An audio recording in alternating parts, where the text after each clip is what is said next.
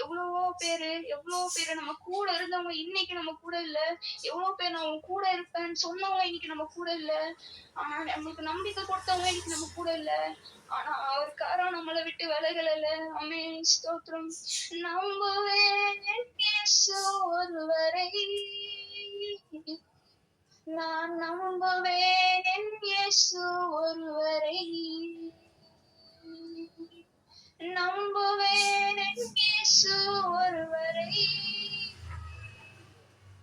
நான் நம்புவேன் என் இயேசு ஒருவரை. என் பாதை எல்லாம் அந்தகாரம் சூழ்ந்தாலும் வாழ்க்கை முடிந்தது, மறுவாழ்வு எல்லை என்றாலும். ஆமென். எவ்வளவோ பேர் நம்ம பார்த்து நினைச்சிருப்பாங்க, அவ்வளவுதான், இவங்க க்ளோஸ், இவங்க வாழ்க்கை முடிஞ்சிச்சுன்னு நினைச்சிருப்பாங்க. ஆனா கர்த்தர் நம்ம உயர்த்தி வச்சிருக்காரு. ஏன் நம்ம உயர்த்தி வச்சிருக்காருன்னா, அவர் நம்ம தெரிந்து கொண்ட தேவன். ஆமென். என் பாதை எல்லாம் அந்தகாரம் சூழ்ந்தாலும் வாழ்க்கை முடிந்தது, மறுவாழ்வு எல்லை என்றாலும் என்னை தேற்றுவதற்கு ஒன்றும் இல்லை என்றாலும் நம்புவேன் என் இயேசு ஒருவரை. நம் நம்பிக்கை அவர் மாத்திரமே. நம்புவேன் என் இயேசு ஒருவரை, நான் நம்புவேன் என் இயேசு ஒருவரை.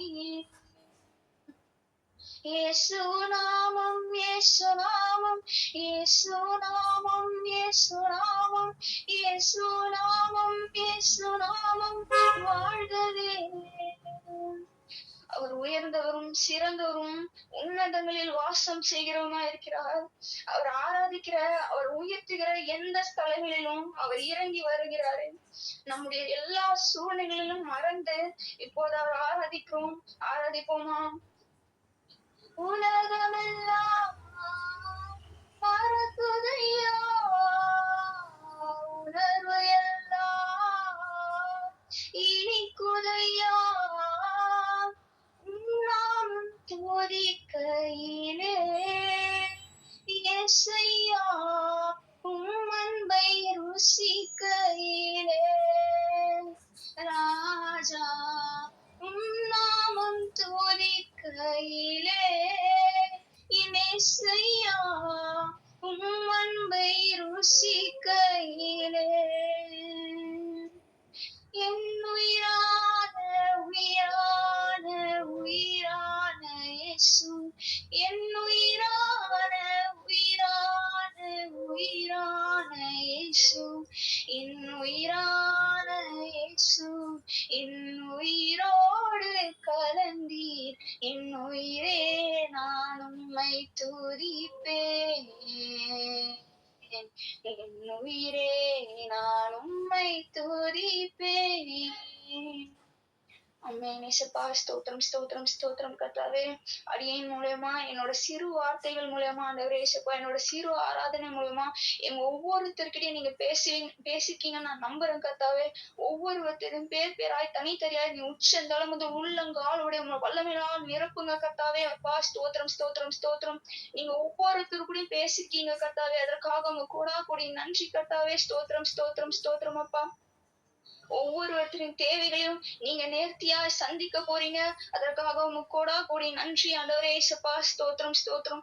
இந்த வாய்ப்பையும் அடியேனுக்கு தந்தீங்களே, உங்க ஆராதிக்கிற எவ்வளவு பெரிய பாக்கியத்தை எனக்கு இன்னைக்கு கொடுத்தீங்க. அதற்காக முக்கோடா கூடி நன்றி கர்த்தாவே. ஸ்தோத்திரம் ஸ்தோத்திரம். இப்படியாக எல்லாவற்றையும் நீரே பொறுப்பெடுத்து பாதுகாத்துக் கொள்ளுங்க. பேசிங்களும் ஜெபம் கேட்கும் நல்ல பிதாவே. ஆமென். ஆமென். ஹல்லேலூயா. எல்லாரும் உற்சாகமா இருக்கிறீங்கன்னு விசுவாசிக்கிறேன். அப்படியே கண்களை மூடி ஆண்டவருடைய வார்த்தைக்கு நேராய் கடந்து செல்வோம். ஹல்லேலூயா. பரிசுத்த ஆவியானவரே, அப்பா, இந்த இரவு வேலைக்காக உமக்கு நாங்கள் நன்றி செலுத்துகிறோம். ஒரு சிலராய் கூடி தகப்பனே உம்முடைய வார்த்தையை கேட்கும்படியா, என்னை ஆராதிக்கும்படியா நீர் எங்களை தெரிந்தெடுத்திருக்கிறதே உமக்கு நாங்கள் நன்றி செலுத்துகிறோம். இந்த வேலையிலும் கூட ராஜா, வந்திருக்கிற ஒவ்வொருவரையும் தகப்பனே, வந்திருக்கிற ஒவ்வொருவருக்கும் பிரயோஜனமுள்ள வார்த்தையாய் தகப்பனே நீர் எங்களோடு கூட இடைப்பட்டு எங்களை நீங்க நிரப்பி அனுப்ப போற கிருபைகளுக்காய் உமக்கு நாங்கள் நன்றி செலுத்துகிறோம். அடியனை முற்றிலுமாய் தாழ்த்தி உம்முடைய கருத்துல அர்ப்பணிக்கிறேன். மீட்பர் ரட்சகரும் இயேசு கிறிஸ்துவின் ஜெபத்தில் நல்ல பிதாவே. ஆமென். ஹல்லேலூயா. கர்த்தருடைய நாமம் மகிமைப்படுவதாக. இந்த நாளிலும் கூட உங்களிடத்துல கர்த்தருடைய வார்த்தையை பகிர்ந்து கொள்ளும்படியா ஆண்டவர் எனக்கு கொடுத்திருக்கிற இந்த தருணத்திற்காக நான் ஆண்டவருக்கு நன்றி செலுத்துறேன். இந்த நாள்லையும் கூட பாத்தீங்கன்னா இன்னைக்கு என்னுடைய டேர்ன் இல்ல ஆக்சுவலா. ஆனாலும் கர்த்தருடைய சித்தம் இன்னைக்கு நான் உங்களிடத்துல பேசணும் அப்படின்றது இருக்கு. அதான் நான் நேற்று ஈவினிங் வரைக்குமே மெசேஜ் எடுக்கணும்ன்ற அந்த ஒரு சூழ்நிலைமைக்குள்ள இல்ல. ஆனாலும் ஒரு மெசேஜ் ப்ரிப்பேர் பண்ணி வச்சிருந்தேன். நேற்று தினம் என்னோட இடைப்பட்ட உங்களிடத்துல ஒரு வார்த்தையை பகிர்ந்து கொள்ளும்படிய ஒரு வார்த்தைகளை நான் பகிர்ந்து கொள்ள ஆசைப்படுகிறேன். நிச்சயமாய் இந்த வார்த்தை உங்களுடைய வாழ்க்கைக்கும் உங்களுடைய ஆவிக்குரிய வாழ்க்கைக்கும் பிரயோஜனமா இருக்கும் என்று நான் விசுவாசிக்கிறேன். ஆமென். எடுத்தவர்கள் வாசிப்போம். யோவான் 6ஆம் அதிகாரம் 39ஆம் வசனம். யோவான் 6ஆம் அதிகாரம் 39வது வசனம்.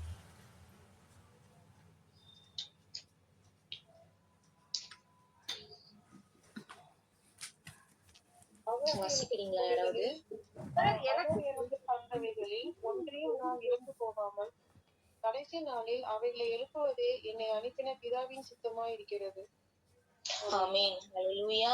இந்த இடத்துலயும் பார்த்தோம்னா இந்த வசனத்துல இயேசு கிறிஸ்துவானவர் சொல்லுகிற ஒரு வார்த்தையானது, அவர் எனக்கு தந்தவைகளில் ஒன்றையும் நான் இழந்து போகாமல் கடைசி நாளில் அவைகளை எழுப்புவதே என்னை அனுப்பின பிதாவின் சித்தமாய் இருக்கிறது அப்படின்னு சொல்லிட்டு இயேசு கிறிஸ்துவானவர் இந்த இடத்துல சொல்றாரு. எத்தனை பேர் இந்த நாள்ல விசுவாசிக்கிறீங்க ஏசப்பாக்கு நம்ம சொந்தமானவர்கள் என்று?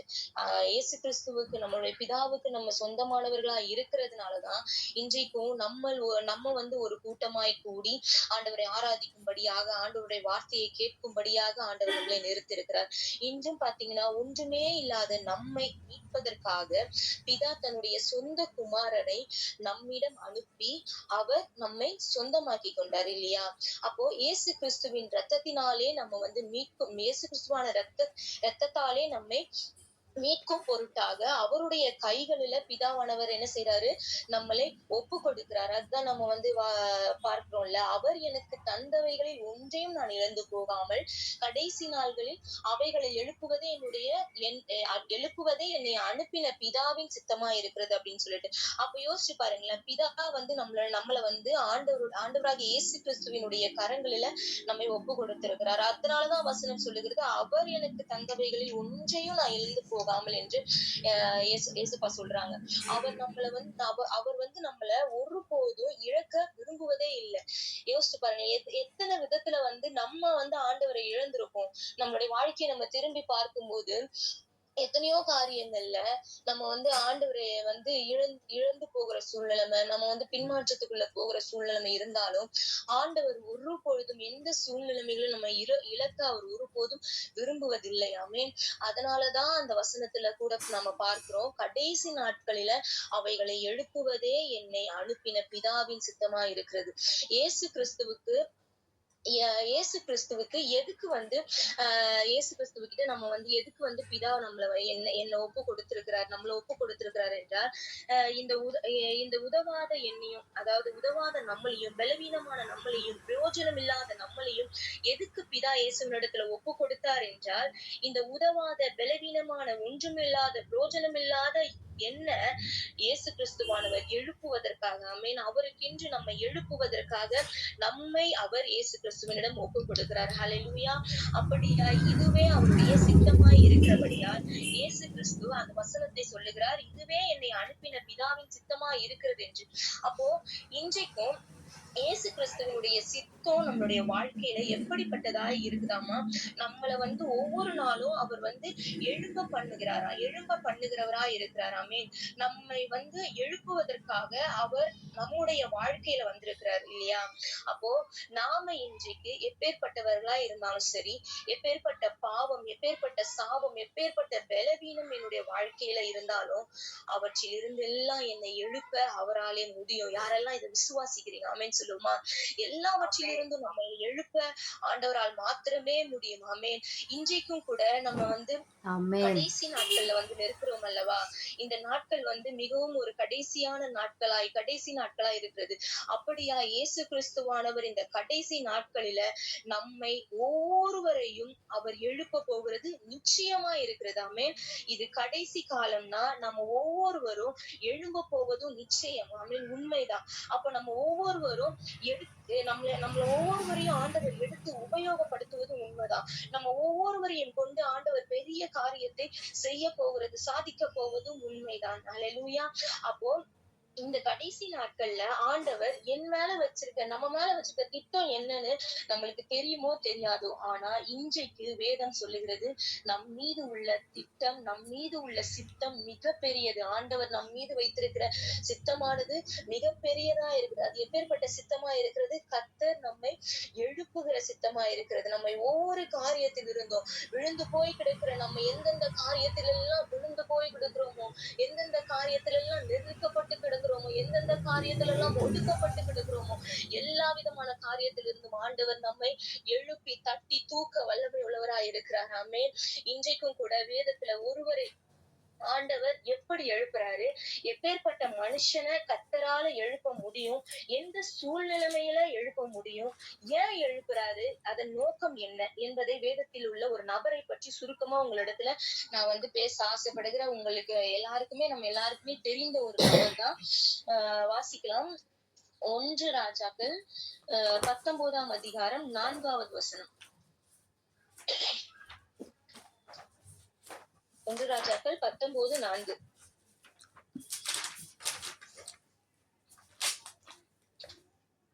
அவன் வனாந்தரத்தில் ஒரு நாள் பிரயாணம் போய் ஒரு சூரைச் செடியின் கீழ் உட்கார்ந்து தான் சாக வேண்டும் என்று கோரி, போதும் கர்த்தாவே, என் ஆத்துமாவை எடுத்துக்கொள்ளும், நான் என் பிதாக்களை பார்க்கிலும் நல்லவன் அல்ல என்று சொல்லி இந்த இடத்துல பார்த்தோம்னா எலியாவை பற்றி பார்க்கிறோம். நம்ம எல்லாருக்குமே வந்து தெரிஞ்ச ஒரு சப்ஜெக்ட் தான் எலியா.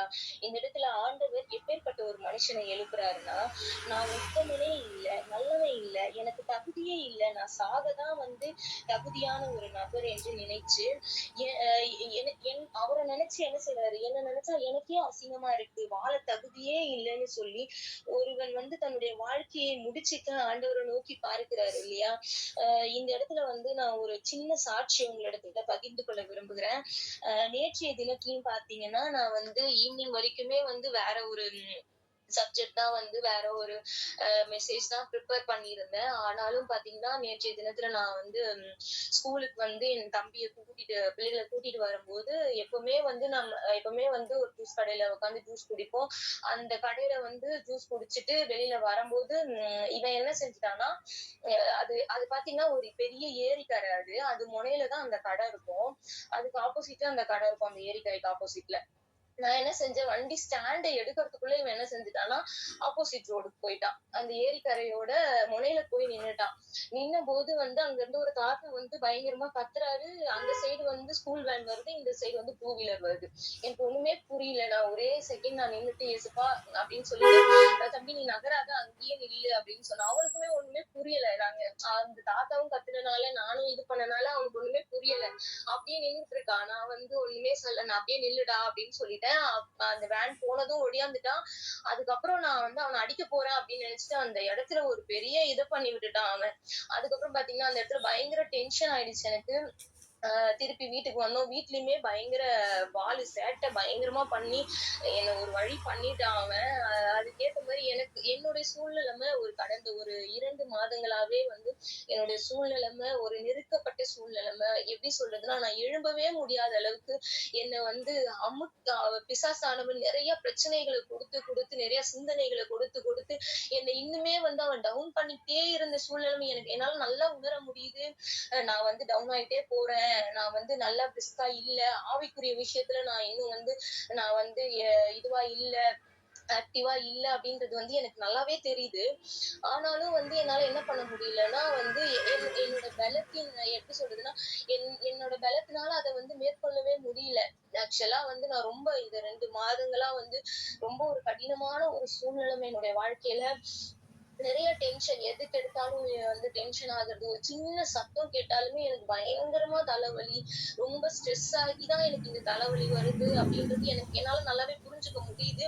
நானும் ஒவ்வொரு நாளும் எழுந்துக்கும்போது, "ஏசப்பா எனக்கு ஒரு பலன குடுங்க. நான் எந்த விதத்துலயும் கோவப்படக்கூடாது. பிள்ளைகள் இடத்துல கோவப்படக்கூடாதுன்னு" நான் ஒவ்வொரு நாளும் அந்த பலன கேட்பேன். ஆனா இவ வந்து குழந்தை வந்து ரொம்ப சேட்டை. அவன என்னால கண்ட்ரோலே பண்ண முடியல. அந்த அளவுக்கு வந்து அவன் ரொம்ப சேட்டை பண்ணிக்கிட்டே இருக்கான். ஒவ்வொரு நாளும் அவனை திட்டுறது, அடிக்கிறது அந்த மாதிரி தான் வந்துட்டு சூழ்நிலை போயிட்டு இருந்தது. நேற்றைய தினமும் அந்த மாதிரி வந்து அவனை அடிச்சேன், திட்டுனேன். அதுக்கப்புறம் அவன் சமாதானம் ஆயிட்டான். நானும் வந்து அவனை சமாதானப்படுத்திட்டு டியூஷன் கொண்டு போய் விட்டுட்டு வீட்டுக்கு வந்துட்டேன். வீட்டுக்கு வந்து சோஃபால உக்காந்தேன். ஆனா என்னால எனக்கு வந்து சொல்லவே முடியாத ஒரு பாரம். வெளியில பார்க்க வந்து நான் ரொம்ப வந்து போல்டா இருந்தாலும் உள்ளுக்குள்ள வந்து பயங்கரமா நொறுங்கி போன ஒரு சூழ்நிலைமை. நான் வந்து ஒரே உட்காந்து பயங்கரமா என்னை மீறி வந்து என்னால அழுகையை கண்ட்ரோல் பண்ணவே முடியல. ஏன் அழுகுறேன், எதுக்கு அழுகுறேன்னு தெரியல. ஆனா எனக்கு ரொம்ப கில்ட்டா இருக்கு. எனக்கு வந்து வாழவே பிடிக்காத ஒரு சூழ்நிலைமை. ஆண்டவர் இடத்துல நான் வந்து உட்காந்து சொல்றேன், "ஏசப்பா என்னால இதுக்கு மேல வாழ முடியாது. சத்தியமா என்னால இதுக்கு மேல முடியாது ஏசப்பா. என்னால இந்த வலியை வந்து மேற்கொள்ளவே முடியல" அப்படின்னு சொல்லிட்டு நான் ரொம்ப அழுகுறேன். ரொம்ப என்னோட இருதயம் வந்து ரொம்ப உடைஞ்சு போன ஒரு சூழ்நிலைமையா இருந்துச்சு. எனக்கு இனிமே இந்த வாழ்க்கை வேணாம் ஏசப்பா, நான் நல்லவளே இல்ல, எனக்கு இது வேணாம், நான் வந்து வாழ்றதுக்கு தகுதியான ஒரு ஆளே இல்ல அப்படின்னு சொல்லிட்டு எனக்கு ரொம்ப கில்ட்டியா இருந்துச்சு. இந்த சூழ்நிலைமைகள் எல்லாம் பார்க்கும்போது எனக்கு இந்த வலியை தாங்க முடியல ஏசப்பா, என்னால மேற்கொள்ள முடியல, எனக்கு இந்த வாழ்க்கை வேணாம், நான் இந்த வாழ்க்கையை முடிச்சுக்கிறேன், நீங்க என்னோட வாழ்க்கையை நீங்க முடிச்சிருங்க அப்படின்னு. நான் கண்டிப்பா நான் எதனா ஒரு சூழ்நிலைமையில என்னோட வாழ்க்கையை முடிச்சுக்கணும்னு எனக்கு பயமா இருக்கு அப்படின்ற மாதிரியான ஒரு கட்டத்துல உட்கார்ந்து பயங்கரமா வந்து அழுதுட்டே இருந்தேன். ஆண்டவருடைய வார்த்தை என்னை நோக்கி வரும்பொழுது ஒரு ஒரு ஒரு ஒரு சில மெசேஜஸ் எல்லாம் பார்த்தேன். ஒரு சில வார்த்தைகள் எல்லாம் பார்க்கும் போதெல்லாம் கூட நான் வந்து எனக்குள்ள ஒரு குரல் கேட்டுட்டே இருக்கு, இதுக்கு நீ தகுதியே கிடையாது, இதுக்கு நீ தகுதியே இல்லாத போது நீ எப்படி வந்து ஆண்டவருடைய பிரசனத்தை உணர முடியும் அப்படின்னு சொல்லிட்டு எனக்குள்ள அந்த சத்ருவானவன் கொடுக்குற அந்த போராட்டத்தை என்னால உணர முடியுது. ஆனா என்னால அதை ஜெயித்து மேற்கொள்ள முடியல. அப்படி இருக்கும்போதுதான் வந்து ஆவியானவர் வந்து எனக்கு இந்த இந்த வார்த்தையே எனக்கு கொடுத்தாரு. அப்படி எனக்கு அது வந்து ரொம்ப ஆச்சரியமா இருந்துச்சு. அந்த ஒரு எக்ஸைட்மெண்ட்ல இருந்து இன்னுமே என்னால வெளியில வர முடியல. நான் சொன்ன அதே வார்த்தையே ஆண்டவர் எனக்கு கொடுத்தாரு. அதே வார்த்தையே இந்த இடத்துல பாத்தீங்கன்னா எலியா சொல்றாரு, நான் நல்லவன் இல்ல, நான் என்னுடைய முற்பிதாக்களை பார்க்கிலும் நான் நல்லவன் அல்ல, நான் சாக வேண்டும் என்று ஆண்டவரிடத்துல கோரிக்கை எடுக்கிறாரு. அதே மாதிரிதான் நேற்று என்னோட சூழ்நிலை சீரியஸா வந்து அதே மாதிரி நான் சொல்றது வந்து ஒரு சின்ன காரியமா இருக்கும். ஆனா என்னுடைய இடத்துல வந்து நான் யோசிச்சு பார்க்கும்போது ஒரு பெரிய விஷயமா தெரிஞ்சது. ஆனா ஆண்டவர் வந்து அதை எவ்வளவு அந்த 10 செகண்டுக்குள்ள அதை வந்து மாத்திட்டாரு. எனக்கு ரொம்ப ஆச்சரியமா இருந்துச்சு. ஏசப்பா நான் இப்போ ஒரு 10 நிமிஷத்துக்கு முன்னாடி நான் வேற மாதிரி இருந்தேன், இப்போ வந்து எனக்குள்ள அப்படிப்பட்ட ஒரு எழுப்புதல் ஆண்டவர் கொடுத்து அந்த இடத்துல ஆண்டவர் என்னை எழுப்பினாரு. நேற்றைய தினத்தையும் கூட ஒரு பெரிய ரிலீஃப் ஆண்டவர் எனக்கு கொடுத்தாரு. அதை நான் உங்களிடத்துல பகிர்ந்துக்கணும் அப்படின்றத நான் ரொம்ப ஆசைப்பட்டேன். அதனால அது நேத்து வந்து எனக்கு இது கொடுத்தது உங்களோடையும் கூட, என்னுடைய நிலைமையில அநேகரும் இந்த வேலையிலும் கூட இருப்பீங்க. அதனால ஆண்டவர் இந்த வார்த்தையை வந்து நான் உங்களிடத்துல பகிர்ந்து கொள்றேன். கர்த்தர் தாமே இந்த சாட்சி ஆசீர்வதிப்பாராக. இன்னும் அநேக காரியங்கள்ல ஆண்டவர் என்னை எழுப்பிக் கொண்டேதான் இருக்கிறாரு. அதனால வந்து கர்த்தருடைய நாமமே மகிமைப்படுவதாக. அதை தொடர்ந்து நம்ம செய்திக்குள்ளாக போகலாம். இந்த இடத்துலயும் கூட நம்ம வந்து வாழவே பிடிக்கல அப்படின்னு சொன்ன ஒரு நபர், அது தொடர்ந்து வாசிக்கலாம். 5வது 6வது வசனத்தை வாசிக்கலாம். ஒரு சூரை செடியின் கீழ் படுத்துக்கொண்டு நித்திரை பண்ணினான். அப்பொழுது ஒரு தூதன் அவனை தட்டி எழுப்பி, எழுந்திருந்து போஜனம் பண்ணு என்றான். அவன் விழித்து பார்க்கிற போது இதோ தழலில் சுடப்பட்ட அடையும் ஒரு பாத்திரத்தில் தண்ணீரும் அவன் தலைமாட்டில் இருந்தது. அப்பொழுது அவன் புசித்து குடித்து திரும்ப படுத்துக் கொண்டான். ஆமென். இந்த இடத்துல பாருங்களேன், ஆண்டவர் எவ்வளவு நல்லவரா இருக்காருல்ல. நான் வந்து எப்படி சொல்றதுன்னா, இப்படி வந்து நான் நல்லவன் இல்லைன்னு என்று சொல்லி சாக வேண்டும் என்று சொல்லி சோர்ந்து போய் கிடந்த எலியாவை நோக்கி ஆண்டவர் ஒரு தூதனை அனுப்புகிறார். நேற்று என்னை நோக்கியும் ஆண்டவர் இப்படிப்பட்ட ஒரு தூதனை தான் அனுப்புனாரு. அதன் மூலியமா ஆண்டவர் என்னை எழுப்பி இன்றைய நாள்ல உங்களிடத்துல ஒரு சாட்சியா என்னை நிறுத்தி இருக்கிறார். ஆமென். இன்றைக்கும் நாமும் கூட இந்த எலியாவை போல சோர்ந்து போயிருக்கலாம்.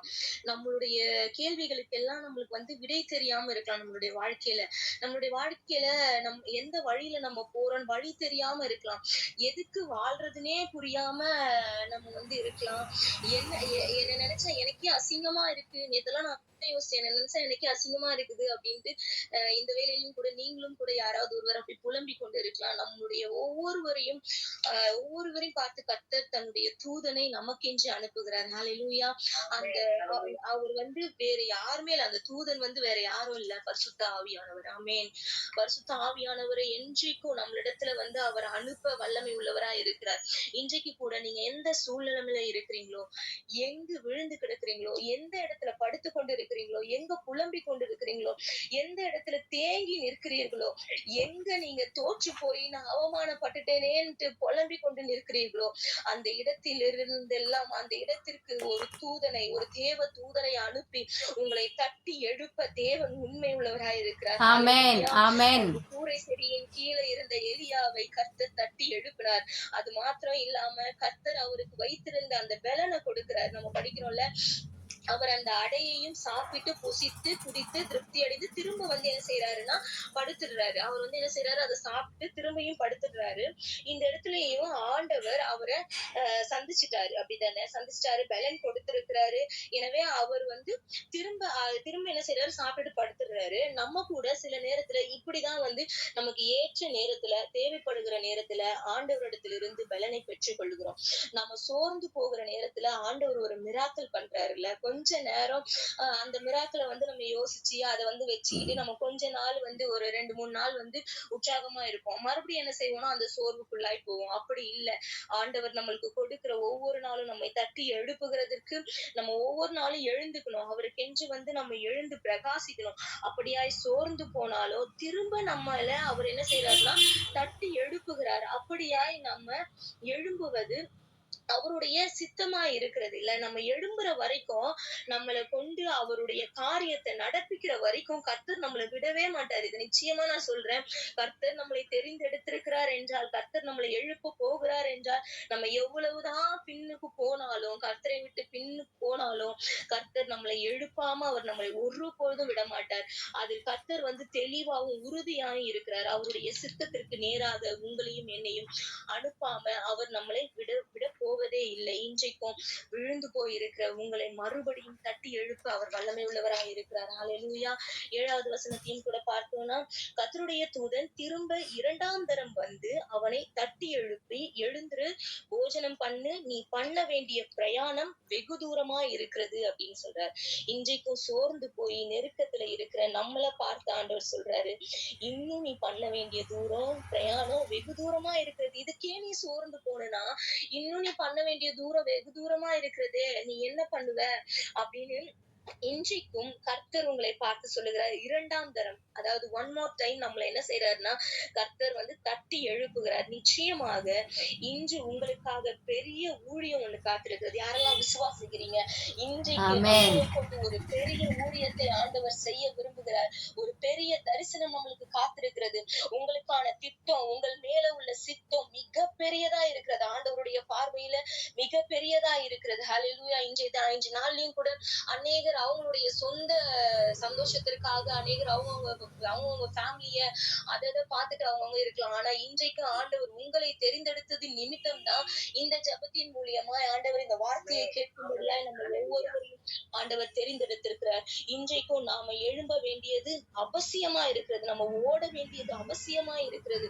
அந்த எலியா அவருடைய சித்தத்தை நடப்பிக்க எப்படி ஆண்டவருக்காக தேவைப்பட்டாரோ, ஏசப்பா எவ்வளவு அழகா நீ எனக்கு தேவை எலியா, உன்னை கொண்டு நான் எப்படியும் உன்னை நான் எழுப்பணும், உன்னை கொண்டு நான் நிறைய சாதிக்கணும் அப்படின்னு சொல்லிட்டு 2ஆம் விசை அவனை தட்டி எழுப்புகிறார். அப்படியா 2ஆம் விசை அவரை தட்டி எழுப்பும் போது ராஜாக்களை அபிஷேகம் பண்ணவும், தீர்க்கதரிசிகளை அபிஷேகம் பண்ணவும், இப்படி பெரிய ஆட்களை எலியாவை கொண்டு உருவாக்க வேண்டும் என்று ஆண்டவர் அவரை தட்டி எழுப்புகிறார். அப்படியா எலியாவின் மூலியமாய் ஆசகேல் என்னும் ராஜா அபிஷேகம் பண்ணப்பட்டார். எலியா என்னும் தீர்க்கதரிசி அபிஷேகம் பண்ணப்பட்டார். அந்த நம்மளுக்கு எல்லாருக்குமே தெரியும், எலியாவை விட எலிசா என்ன செஞ்சாரு? எலிசா 2 மடங்கு வல்லமை உள்ள தீர்க்கதரிசியாக எழும்ப பண்ணாரு. அவர் அது அது யார் எழும்ப பண்ணது? எலியாதான் எலிசாவை எழும்ப பண்ணுகிறார். இன்றைக்கும் நம்மை கொண்டு கர்த்தர் அப்படியாய் கர்த்தர் பெரிய பெரிய ஆட்களை எழுப்புவார், ஊழியங்களை எழுப்புவார், தீர்க்கதரிசிகளை எழுப்புவார். நம்மை கொண்டு எழுப்ப அவர் சித்தமுள்ளவராய் இருக்கிறார், ஆவல் உள்ளவராய் இருக்கிறார், ஆசை உள்ளவராய் இருக்கிறார். அதற்கு யாரெல்லாம் நம்ம இந்த வேலையில ஆசைப்படுகிறோம் யோசிச்சு பாருங்க. நம்மளுடைய வாழ்க்கையை தான் நம்ம யோசிக்கிறோமே தவிர நம்மளுடைய பிள்ளைகளை யோசிக்கிறோம், நம்மளுடைய குடும்பத்தை யோசிக்கிறோம், நம்மளுடைய சூழ்நிலைமைகளை யோசிக்கிறோம். ஆனா கர்த்தர் நம்ம மேல வைத்திருக்கிற திட்டத்தை நம்ம யோசிக்கிறோமா? நம்மை கொண்டு அவர் நிறைய பேர்களை எழுப்ப அவர் வல்லமை உள்ளவராய் இருக்கிறார் என்று யோசிக்கிறோமா? இன்றைக்கும் நம்மளுடைய பர்சனல் விஷயத்துல ஒன்றுக்கும் உதவாத காரியத்தை நினைச்சு சோர்ந்து போய் விழுந்துடுறோம். நம்மளுடைய பர்சனல்ல நிறைய விஷயங்கள் நம்மள நெருக்கப்படுகிறது. அந்த சத்ருவானவன் அப்படிதான் சாத்தானவன் நம்மளுக்கு அநேக காரியங்களை கொடுக்குறான். அப்படியே நம்ம என்ன செய்யறோம்னா விழுந்து போகிறோம்.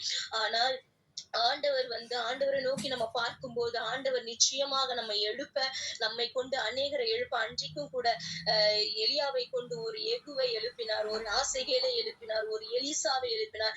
அப்படியா இன்றைக்கும் நம்மை கொண்டு ஹல்லேலூயா நம்மை கொண்டு ஒரு எகுவை எழுப்ப ஆண்டவர் ஆசைப்படுகிறார், ஒரு ஆசைகளை எழுப்ப ஆண்டவர் ஆசைப்படுகிறார், ஒரு எலியா எனும் தீர்க்கதரிசியை எழுப்ப ஆண்டவர் ஆசைப்படுகிறார். அப்படிப்பட்ட ஒரு சித்தத்தை ஆண்டவர் நம்ம மேல வைத்திருக்கிறார். இன்றைக்கும் அந்த வாய்ப்பினை நம்ம விட்டு விடாதபடிக்கு ஆண்டவருடைய சித்தத்தை நிறைவேற்ற, ஆண்டவருடைய நாமம் மகிமைப்பட, கடைசி கால எழுப்புதலின் புயல் வீச கர்த்தர் நம்மை கொண்டு பெரிய பெரிய ஊழியங்களை எழுப்ப காத்திருக்கிறார். இந்த சூறை செடியின் கீழே நம்ம படுத்திருக்காம உங்களுக்காக கர்த்தர் இன்றும் ஒரு அக்கினியை அனுப்புகிறார். ஒரு சூறை காற்றை ஆண்டவர் இன்றைக்கு நம்ம மத்தியில அனுப்புகிறார். ஒரு அக்கினி ரதத்தை நம்ம மத்தியில அனுப்புகிறார். சோர்ந்து போகாமல் எழுந்து எலியாவை போல அவருக்கு என்று நம்ம எழுந்து பிரகாசிப்போமா? இந்த வேளையிலும் அவருக்கு என்று நம்ம அர்ப்பணிப்போமா? அப்படியாய் நம்ம தொடர்ந்து பார்க்கும்பொழுது 2 ராஜாக்கள் 2ஆம் அதிகாரம் 11வது வசனத்திலையும் பார்க்கும்போது நம்மளுக்கு தெரியும் ஆண்டவர் என்ன செய்யறாரு. இவர் எலியா என்ன செய்யறாரு, நான் சாவணும், நான் ஒன்றுக்குமே உதவாதவன் அப்படின்னு சொன்ன எலியாவை அவருடைய சாவை அவர் பார்க்கவே இல்லை இல்லையா? நம்ம அவருடைய சாவை அவர் பார்த்தாரு அப்படின்ற அவரு இறந்தாரு அப்படின்ற ஒரு வரலாறே நம்மளுடைய பைபிள்ல இல்ல. அப்போ அப்படியாய் ஆண்டவர் அவர் அந்த வசனத்தை வாசிச்சோன்னா, அவர்கள் பேசிக்கொண்டு நடந்து போகையில் இதோ அக்கினி ரதமும் அக்கினி குதிரைகளும் அவர்கள் நடுவாக இருவரையும் பிரித்தது. எலியா சூறை காற்றிலே பரலோகத்திலே ஏறி போனார். ஆமீன். அப்படியாய் பரலோகத்துல அவர் ஏறி போனார். உயிரோடு கூட இருக்கிறார். ஆமீன். உயிரோடு கூட பரலோகத்துல எடுத்துக்கொள்ளப்பட்டார். நம்ம கூட இன்னைக்கு நம்மளுடைய காரியங்கள், நிறைய காரியங்களை நினைச்சு நம்ம யோசிச்சு கொண்டிருப்போம், புலம்பிக் கொண்டிருப்போம். அது எல்லாத்தையும் மாற்றக்கூடியவர். அன்று சாகணும்னு யோசிச்ச எலியாவை இத்தனை தீர்க்கதரிசிகள், இத்தனை ராஜாக்கள் அப்படின்னு இத்தனை பேர் அவர் மூலியமா எழுப்பின ஆண்டவர் இன்றைக்கு நம்மளை கொண்டு ஆண்டவர் அதை நிறைவேற்ற வல்லமையுள்ளவரா இருக்கிறார். அப்படியே நம்ம கண்களை மூடி ஆண்டவரை நோக்கி நம்ம பார்க்கலாமா? அப்படியே நம்ம ஒப்பு கொடுப்போமா? ஆவியானவரே சுவாமி, அப்பா உம்மை நன்றியோடு துதிக்கிறோம்ப்பா, நன்றியோடு ஸ்தோத்திரிக்கிறோம் தகப்பனே. இந்த வேளையிலும் கூட ராஜா தகப்பனே, நீர் எங்களோடு கூட பேசியிருக்கிறீர், எங்களோடு கூட இடைப்பட்டிருக்கிறீர். பரிசுத்த ஆவியானவர் நீர் எங்கள் மத்தியில இறங்கி வந்திருக்கிறீர் ராஜா. எங்கள் மத்தியில இந்த வேளையில நீர் உலாவி கொண்டிருக்கிறீர் என்று நாங்கள் விசுவாசிக்கிறோம் தகப்பனே.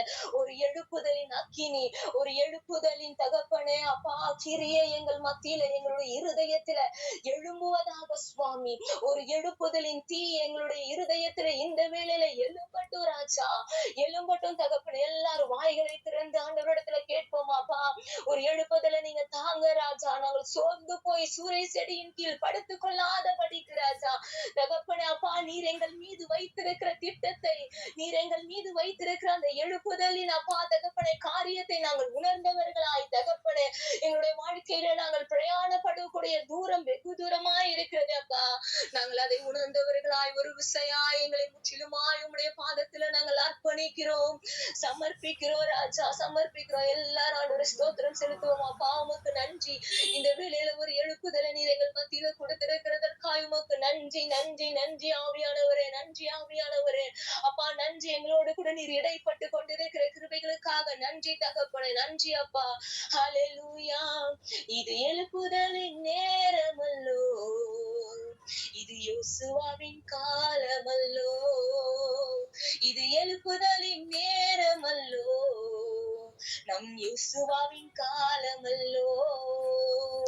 ஆர்ப்பரிப்போம், ஆர்ப்பரிப்போம், அலங்கம் மிதியும் வரை ஆர்ப்பரிப்போம் ஆர்ப்பரிப்போம் ஆர்ப்பரிப்போம் அலங்கம் மிதியும் வரை ஆர்ப்பரிப்போம் எக்காலம் ஊதி எரிகோவை பிடிப்போம் மாறவார துணியோடு கானானுக்குள் நுழைவோம். விசுவாசத்தோடு சொல்லுவோமா? எக்காலம் ஊதி எரிகோவை பிடிப்போம் ஆரவார துதியோடு கானானுக்குள் நுழைவோம். இது எழுப்புதலின் நேரமல்லோ, நம் யோசுவாவின் காலமல்லோ.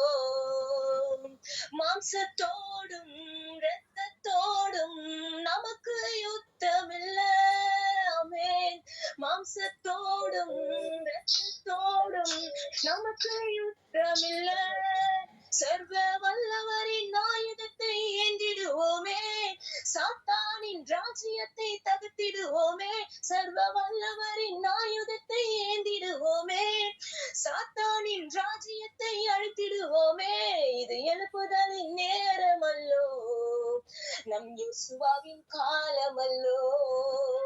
இது எழுப்புதலின் நேரமல்லோ, நம் யோசுவாவின் காலமல்லோ. ஹல்லேலூயா. தகப்பனே, அப்பா, எங்களுக்கு விரோதமாய் நாங்கள் இருக்கக்கூடாதபடிக்கு இருக்கிறதான பொல்லாத சாத்தானின் எல்லா விதமான அப்பா காரியங்களையும் எல்லா விதமான கிரியைகளையும் இந்த வேளையில தகப்பனே ஆவியானவரே உம்முடைய பாதத்துல நாங்கள் அர்ப்பணிக்கிறோம். அப்பா தகப்பனே, நீர் அதை தகர்த்தக்கூடிய வல்லமையுள்ளவர். நீர் எங்கள் பட்சத்தில் இருக்க நாங்கள் எதை கண்டு பயப்படணும் ராஜா?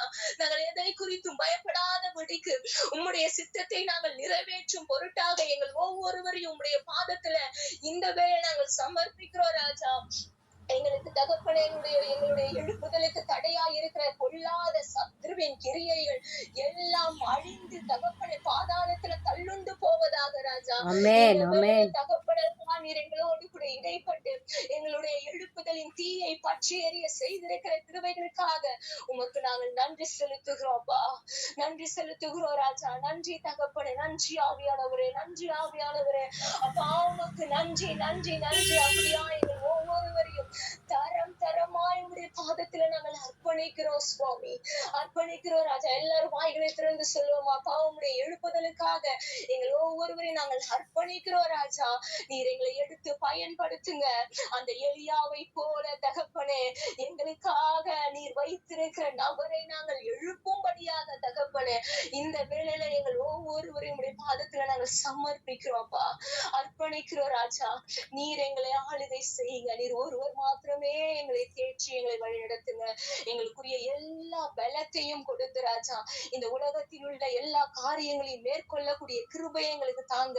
சத்ருவானவன் எப்பேற்பட்ட போராட்டத்தை எங்களுடைய குடும்பத்திற்குள்ளேயும் எங்களுடைய ஆவிக்குரிய வாழ்க்கைக்குள்ளேயும் கொடுத்தாலும் தகப்பனே இயேசுப்பா, நாங்கள் உண்மை மாத்திரம் முன்னிறுத்தி அந்த காரியத்தை எல்லாம் தகப்பனே மேற்கொள்ளும்படியான கிருபையை நீர் எங்களுக்கு கொடுத்து தகப்பனே அப்படியா உங்களுடைய எழுப்புதலுக்கு நேராய் எங்கள் ஒவ்வொருவரும் நாங்கள் அர்ப்பணிக்கிறோம். நீர் ஒருவர் மாத்திரமே பெருக, நாங்கள் சிறுக எங்களை நீங்க பொறுப்பெடுத்துக் கொள்ளுங்க. மீட்பர் ரட்சகர் இயேசு கிறிஸ்துவின் ஜெபம் நல்ல பிதாவே, ஆமென். ஹல்லேலூயா. நம்ம எல்லாரும்